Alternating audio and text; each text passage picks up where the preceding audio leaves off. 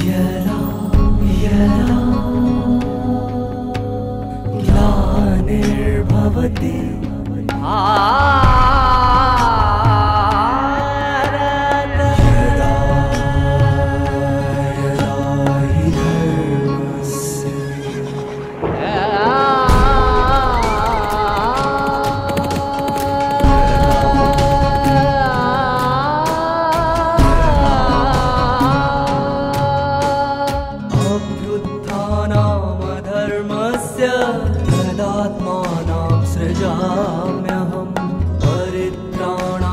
साधूनां विनाशाय च दुष्कृतां विनाशाय धर्म संस्थापनार्थाय संभवामि युगे युगे युगे युगे युगे युगे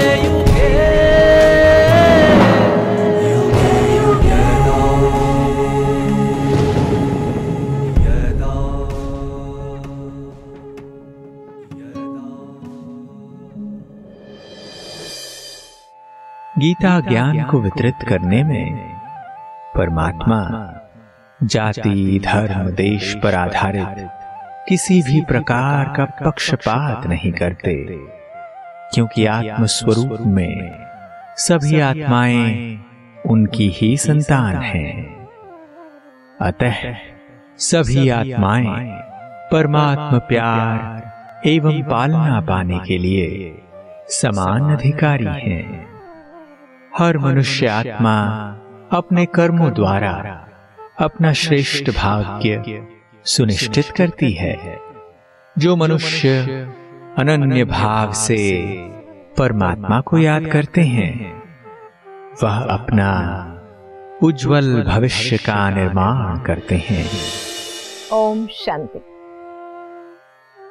परम शांति के सागर, शांति दाता, गीता ज्ञान दाता, सर्वलोक महेश्वर परमात्मा स्वयं इस धरा पर अवतरित होकर हम मनुष्य आत्माओं के कल्याण के लिए एक साधारण मानव शरीर को आश्रय बनाकर जो अद्भुत ज्ञान हमारे लिए लुटा रहे हैं, जिस ज्ञान के फलस्वरूप लाखों की संख्या में, करोड़ों की संख्या में मनुष्य आत्माएं लाभान्वित हो रही है।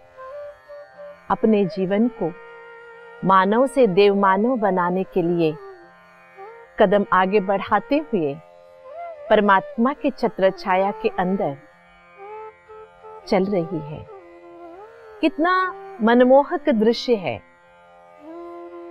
अगर ऐसे चलने वाले लाखों करोड़ों आत्माओं के बीच में अपने आप को भी एक बार महसूस करेंगे तो कितनी सुकून मिलेगी, कितना अतीन्द्रिय सुख का अनुभव होगा, कितनी धन्यता की महसूसता होगी। अरे हम उन आत्माओं में एक है। जब भगवान इस धरा पर आए हैं तो हम उनके सहयोगी बने हैं। सारे पुराने कर्मों को श्रेष्ठ कर्मों में बदलकर श्रेष्ठता की ओर कदम बढ़ा रहे हैं। इसलिए अगर हमें अपने कदम को श्रेष्ठता की ओर बढ़ाना है, हमारी संगत को भी हमें चेक करना चाहिए, हम किसके संग में हैं। कहीं से पड़ी हुई छोटी सी घटना याद आती है। एक शिकारी जंगल में शिकार करने निकला। तेज धूप था। शिकार करते हुए वो बहुत थक गया था। एक पेड़ के नीचे थोड़े से विश्राम के लिए लेट गया। जिस पेड़ के नीचे वो लेटा हुआ था, हवा के कारण पेड़ के टाल टालियां हिल रही थी, तो बार बार कड़ी धूप उसके चेहरे पर गिर रही थी। तो वहां से एक बहुत सुंदर हंस उड़ता हुआ जा रहा था। हंस ने देखा कि थका हारा एक व्यक्ति पेड़ के नीचे विश्राम कर रहा है और बार बार धूप उसे सता रहा है। उसके चेहरे पे धूप की कड़ी धूप गिर रहा है। सोचा हंस ने थोड़ी सी इसकी मदद कर लूं। ऊपर के टाली पे बैठा, अपने बड़े पंख खोलकर सूरज को, मतलब सूरज की रोशनी को थोड़ा सा कम कर दिया। ये शिकारी आराम से विश्राम ले रहा था, विश्रांति में, गहरी नींद में था। इतने में क्या हुआ, एक कौवा कहां से उड़ के आया, हंस के बाजू में बैठ गया। बैठा ही नहीं, वहां पर अपना मल विसर्जन भी कर दिया। जैसे ही उसकी गंदगी शिकारी के चेहरे पे गिरा तो उठ गया। उतने में कौवा उड़ गया था।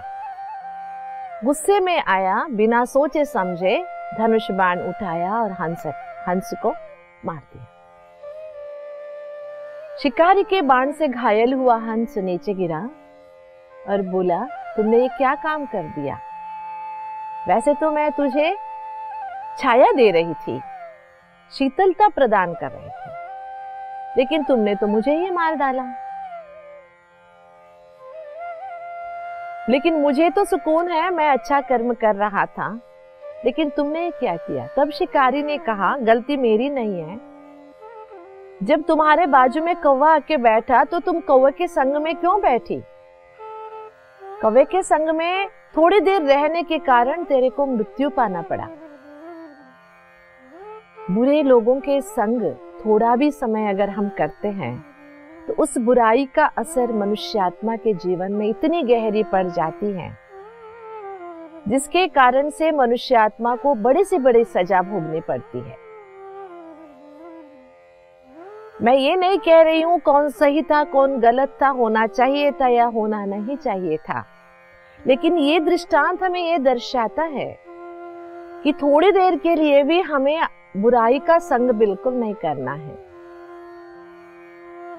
बुराई के संग से अच्छाई छिप जाती है, लेकिन अगर हम अच्छा संग करते हैं, हम बुरे आदमी होने के बावजूद भी हमारा संगत अच्छा है, तो हमारे में सुधार आ जाता है और हम परमात्मा प्यार के पात्र बन जाते हैं। यही बातें अभी हम गीता के इस श्लोक के माध्यम से सुनने जा रहे हैं। अपि चेत्सु दुराचारो भजते मामन्यक भाग साधुरेव समन्तव्य सम्यक व्यवसितो ही सहा। अपि चेत्सु दुराचारो, कोई दुराचारी अगर अनन्य भाव से मेरी प्रार्थना करता है, अनन्य भाव से मेरी शरण में आता है, तो वो साधु से भी ऊंच बन जाता है, क्योंकि उनमें जो अनन्यता है परमात्मा के प्रति, उसमें वो बदलाव लाता है। जब परमात्मा को साथी बना लेते हैं, परमात्मा को अनन्यता से याद करते हैं, तो पहले हम दुराचारी होने के बावजूद भी हमारे सदाचार के प्रभाव जो परमात्मा के याद से आ जाता है, जिससे अनन्यता के कारण वो बदल जाता है। जो हमने पहले सुना था कि बुरे के संग से अच्छा भी बुरा हो जाता है, ये श्लोक हमें बता रहा है यहाँ भी संग का ही प्रभाव है, लेकिन ये अच्छे थे अच्छा, श्रेष्ठ थे श्रेष्ठ परमात्मा के संग का अगर हम साथ करते हैं तो कैसे भी दुराचारी में बदलाव आ जाता है, वो मेरे पास आ जाता, साधु से भी ऊंचा पद पा लेता है। परमात्मा कहते हैं अपि चेत्सु दुराचारो भजते मामनन्य भाग साधुरेव समन्तव्यम सम्यक व्यवसितो ही सहा। इसलिए बहुत सुंदर तरीके से ये भगवान की बताई हुई बातें जो हैं, हमारा अतीत क्या था, भूतकाल क्या था, उसका कोई मतलब नहीं होता है। अगर हम अनन्य भाव से परमात्मा को याद करते हैं तो अति पापी कनिष्ठ पापी भी अपने जीवन को बदल सकता है। उसके जीवन में बहुत बड़ा बदलाव आ जाता है, जिसके कारण से वो साधु सन्यासी से भी ऊंच बन जाता है। सच्चाई से जब अपने दुराचार को महसूस करके उसे त्याग देता है। त्यागने की शक्ति कैसे आती है? परमात्मा के साथ अनन्यता होने के कारण उसके अंदर त्यागने की शक्ति आ जाती है। लेकिन कई बार हम पहचान नहीं सकते अच्छाई कहाँ है, बुराई कहाँ है, और हम ये भी नहीं जानते कि बुराई के संगत से हमारा ही बुरा होगा।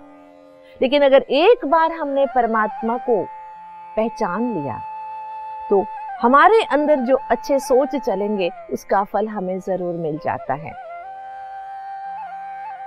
इसलिए परमात्मा आगे चलकर हमें ये बात भी स्पष्ट कर रहे हैं, क्षिप्रम भवन्ति धर्मात्मा शश्वच्छान्ति निगच्छति कौन्तेय प्रतिजानीहि न मे भक्ताः प्रणश्यति। मतलब जब परमात्मा को पहचान लेते हैं, परमात्मा को साथी बना लेते हैं, तो सदाचारी हम बनने में देर नहीं लगती। दुराचारी से धर्मात्मा क्षिप्रम भवन्ति, जल्दी ही बन जाता है। और ऐसा भक्त जब भगवान को अनन्यता से अपना लेता है, ऐसा भक्त कभी भी, ऐसे भक्त का नाश नहीं होता है। तू प्रतिज्ञा कर, तो प्रमाण से मैं कह सकता हूं ऐसा भक्त का कभी नाश नहीं होता है।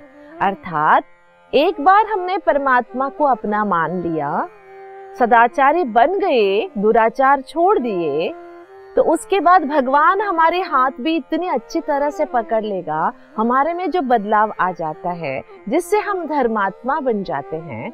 और कभी भी ऐसे धर्मात्मा भक्तों का नाश नहीं होता। जीवन के रास्ते चलते अगर हमने अच्छी संगत कर ली, यहाँ हम भगवान की बात कर रहे हैं, अगर दुनिया के हिसाब से देखें तो हमने अच्छे संगत कर ली, अच्छे संगत के फलस्वरूप हमें जो अच्छाई प्राप्त होती है, अच्छाई के फलस्वरूप और अच्छे संगत प्राप्त होते हैं, तो ये अच्छाई का जो सर्कल बनता जाता है कभी हमें बुराई की ओर जाने नहीं देगा। बस एक कदम हिम्मत का उठा के एक बार गलती को पार करके हमें आगे बढ़ना है। भगवान के इन महावाक्यों को हम समझ रहे थे। भगवान ने ये स्पष्ट किया कि इस जन्म में अगर हमसे गलतियां हो गई हैं, हम पापात्मा बन भी गए हैं, इसके कारण हमें पीछे रहने की जरूरत नहीं है। अगर सच्चे दिल से अच्छाई को जानकर, परमात्मा को पहचान कर, यथार्थ रूप से एक ही परमात्मा में विश्वास रखकर, गीता ज्ञानदाता को अपना मानकर, किए हुए कर्मों को पीछे छोड़कर अगर आगे कदम बढ़ाते हैं, तो कहते हैं ना, हिम्मत के एक कदम और भगवान के 1000 कदम हमारे साथी बन जाते हैं, जिसके कारण से हमने अपने भूतकाल को पीछे छोड़कर आगे चल पड़ते हैं और हमारे में बहुत सुंदर परिवर्तन भी आ जाता है। और मनुष्यात्मा एक बार परमात्मा के प्रति अपनी श्रद्धा अटूट बना लिया तो ऐसे भक्त का कभी नाश नहीं होता। यहाँ अभी ये जो दूसरा श्लोक हम सुनने जा रहे हैं, थोड़ी सी इसमें हमें समझने की जरूरत है। माम ही पार्थ व्यपाश्रित्य ये स्यु पापयोनयः स्त्रियो वैश्या स्थता शूद्र स्तेपि यान्ति पराम गति। लेकिन मैं पूरी तरह से इस श्लोक से सहमत नहीं हूँ। आपको पता है, परमात्मा ने गीता सुनाई थी 5000 साल पहले, लेकिन गीता लिखी गई थी बस 1200 या 1500 साल पहले। तो लिखते समय दुनिया में जो व्यवस्था थी उसी अनुसार, उस व्यवस्था के प्रभाव से ये लिखा गया, ऐसे मुझे समझ में आता है। क्योंकि अभी तक तो परमात्मा ने कहा था, मुझे कोई डिफरेंस नहीं है, किसी के प्रति मेरे द्वेष नहीं है, न मैं किसी का प्रिय हूँ, सभी मेरे भक्त हैं। और परमात्मा कभी मनुष्यात्माओं में फर्क नहीं करता। और ये जो वर्ण संस्कृति है, वैश्य शूद्र वगैरह, ये शरीर लेने के बाद आने वाली संस्कृति है। और वो भी परमात्मा ने कहा है गुण कर्म विभागशः, चातुर्वर्णा मया सृष्टिम गुण कर्म विभागशः। फिर ये जो जन्म से स्त्री है, जन्म से शूद्र है, जन्म से वैश्य है, इनको पाप योनि कैसे कहा गया? जबकि इस दुनिया में श्री राम, श्री कृष्ण ऐसे महापुरुष भी माता के गर्भ से ही तो जन्म लिए, माता के योनि से ही जन्म लिए हैं। जब ऐसे मनुष्य आत्माएं भी माँ की योनि से जन्म लेते हैं, तो माँ स्त्री कैसे पाप योनि हो सकती है? और स्त्री को, शूद्र को, वैश्य को एक ही लाइन में कैसे खड़ा कर सकते हैं? है ना? इसलिए ये जो मनोदशा है, पुरुष प्रधान समाज की ये मनोदशा कि स्त्री का जन्म पाप जन्म है। अगर स्त्री का जन्म पाप जन्म होता तो स्त्री से जन्म लेने वाले पापी क्यों नहीं होते? बताइए, वो कैसे पुण्यात्मा बन गए? किसी जन्म के पाप का फल वो स्त्री जन्म प्राप्त हुआ। ऐसे कहते हमारे समाज में स्त्री को दूसरे दर्जा की प्रजा बना के रखे। लेकिन आज की दुनिया में स्त्री अपनी कोई कोमलता के कारण पीछे नहीं रही है। सब क्षेत्रों में स्त्री आगे है। इतने तक कि जब परमात्मा इस धरा पर अवतरित हुए हैं तो स्वयं परमात्मा ने स्त्री शक्ति को शिव शक्ति बनाकर दुनिया को बदलने के लिए, राम राज्य की स्थापना के लिए स्त्री शक्ति को ही आगे रखा है। इसलिए जितने तक ये श्लोक की बात है, मैं इस श्लोक से सहमत नहीं हूँ और मैं समझती हूँ आप भी सहमत नहीं होंगे, क्योंकि जितना पुरुष का हक है उतना स्त्री का भी है। अगर स्त्रियां ही नहीं होती तो सोचिए वो समाज कैसा होता, वहां पर संतानोत्पत्ति कैसे होती, वहां मातृत्व की भावना कहां से आती। जिस माता के लिए हम कहते हैं मातृदेवो भव, ऐसी माता को हम पापी योनि में कैसे खड़ा कर सकते हैं और दूसरे दर्जे की प्रजा उसको कैसे बना सकते हैं। इसीलिए ये जो भी है हस्तक्षेप है, क्योंकि गीता एक ही समय पर लिखी नहीं गई है। हस्तक्षेप के कारण ऐसी बातें गीता के बीच में आ गई है। लेकिन परमात्मा कभी ऐसे कहते नहीं है, कहे भी नहीं है। परमात्मा जब इस धरा पर आते हैं तो आत्मा को देखते हैं और जीवात्मा को देखते हुए स्त्री पुरुष में भेदभाव नहीं करते हैं और स्त्री को ही शक्ति बनाकर मातृ स्वरूप में स्थित होकर पूज्य स्थान देकर इस धरती को स्वर्ग बनाने के कार्य में तत्पर है। इसलिए मैं नहीं समझती हूँ ये इस श्लोक की कोई एक्सप्लेनेशन की जरूरत है। इसलिए हम यही हमारे सामने स्पष्ट रखेंगे, यही रखेंगे कि मनुष्य आत्मा कैसे भी दुराचारी है, उसका जन्म कहाँ हुआ है इसका कोई मतलब नहीं है, उसका कर्म कैसे है इसी से हमारा मतलब है। अगर कर्म भी कनिष्ठ है तब भी अगर वो परमात्मा को पहचान लेता है, अनन्य भाव से परमात्मा को अपना लेता है, तो वो धर्मात्मा बन जाता है और परमात्मा के पास पहुंच जाता है। और लेकिन अगर इस श्लोक को एक पॉजिटिव एंगल में लेंगे तो दुनिया ने जिसको मना किया था, शूद्र, वैश्य, स्त्री, वेद पाठ नहीं कर सकते, पूजा पाठ नहीं कर सकते, मंदिरों में नहीं जा सकते, तीर्थ यात्राएं नहीं कर सकते, ये सब हटा दिया है भगवान ने कि सभी को सब कुछ करने की चांस है, सम अवकाश भी है। इसलिए इस बात को स्पष्ट करने में मुझे बहुत खुशी है कि आत्मा के रूप में कोई ना स्त्री है न पुरुष है। आत्मा तो आत्मा है, न वैश्य है न शूद्र है। अगर किसी ने वैश्य के जन्म में जन्म लिया है, व्यापार करता है, तो उसमें उसकी क्या गलती है? ठीक है, पूर्व कर्म होगा, लेकिन अगर वो इस जन्म में परमात्मा को पहचान लेता है, वो ही ब्राह्मण कहलाता है। इसलिए कहते हैं जन्मात् जायते शूद्र संस्कारात् भवेत् ब्राह्मण। हर कोई, उसका पिता ब्राह्मण क्यों ना हो, लेकिन जन्मते समय सभी शूद्र ही है, संस्कारों से ब्राह्मण बनते हैं। जब इस बात को हम मानते हैं तो फिर इस श्लोक की क्या जरूरत है। इसलिए हमारे अंदर एक पॉजिटिविटी हम बनाएंगे और आने वाले पीढ़ी के लिए भी हम ये स्पष्टता रखेंगे कि स्त्री पुरुष शरीर भाव है, लेकिन आत्म भाव से हर कोई आत्मा पुरुष ही है। आत्मा एक शक्ति है, चेतना है, उसमें न लिंग भेद है, न भाषा भेद है, न वर्ण भेद है, न वर्ग भेद है। इसलिए जब तक ये भाव हमारे अंदर स्पष्ट नहीं होगा तब तक ऐसी ही भ्रांतियों में हम भटकते रहेंगे। इसलिए ऐसी भ्रांति से बाहर उठकर हमें एक परमात्मा के संग में रहने की दृढ़ता को अपनाना चाहिए। और